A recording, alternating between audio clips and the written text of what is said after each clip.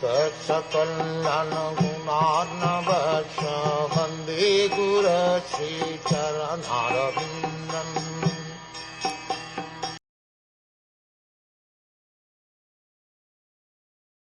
Let me now begin speaking on the Bhagavata Purāṇa, which was directly spoken to the great sages by the personality of Godhead for the benefit of those who are entangled in extreme miseries for the sake of very little pleasure.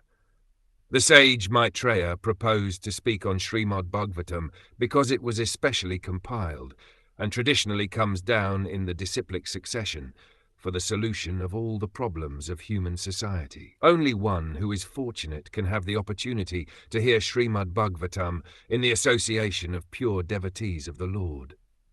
Under the spell of material energy, the living entities are entrapped in the bondage of many difficulties simply for the sake of a little bit of material happiness. They engage in fruitive activities, not knowing the implications. Under the false impression that the body is the self, the living entities foolishly relate to so many false attachments. They think that they can engage with materialistic paraphernalia forever. This gross misconception of life is so strong that a person suffers continually, life after life, under the external energy of the Lord. If one comes in contact with the book Bhagavatam, as well as with the devotee Bhagavat, who knows what the Bhagavatam is, then such a fortunate man gets out of the material entanglement.